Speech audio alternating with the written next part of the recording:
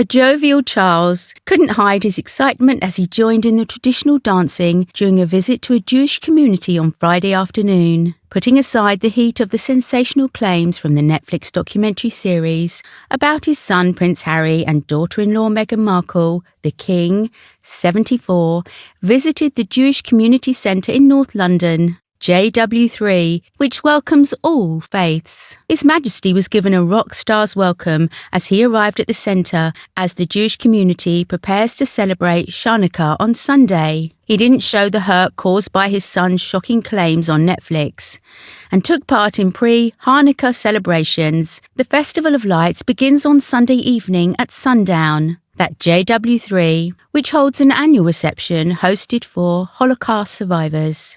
At the party, the King danced the Horla to the tune of various Jewish songs as he seemed to shrug off the claims that the Sussexes have made about the royal family. He was captured dancing joyously with members of the Jewish community as he held the hands of two pensioners and danced in a circle to loud claps and cheers. While at the centre, he also met with students who were wrapping presents and volunteers preparing and packing meals to be distributed through the centre's food bank programme. He was very sweet. He really took part. He seemed to enjoy it, but it is unusual for him not to make a speech, the 93-year-old commented after dancing with Charles. But he was very relaxed and he enjoyed it. I was trying to get a dance with him.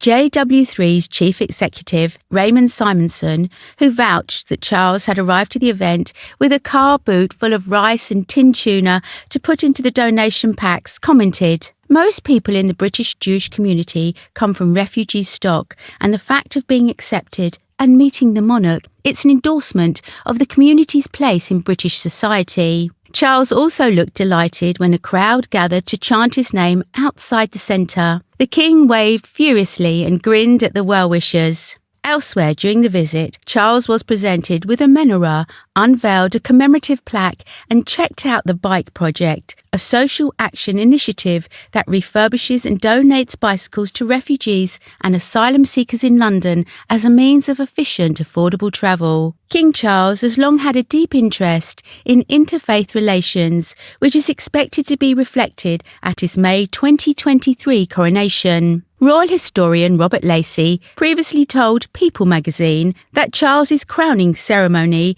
will likely have a interfaith quality to it next year. According to reports, the monarch is said to have vowed never to watch the Netflix series, which Harry and Meghan have used to brutally attack him, William and Catherine. The final episodes of the explosive documentary aired on Netflix on Thursday, with heavy claims about the royal family, especially Charles and Prince William. Harry recounted a time where, after he announced that himself and wife Meghan would be stepping down from royal duties, he was brought into council with his family at Sandringham, known as the Sandringham Summit.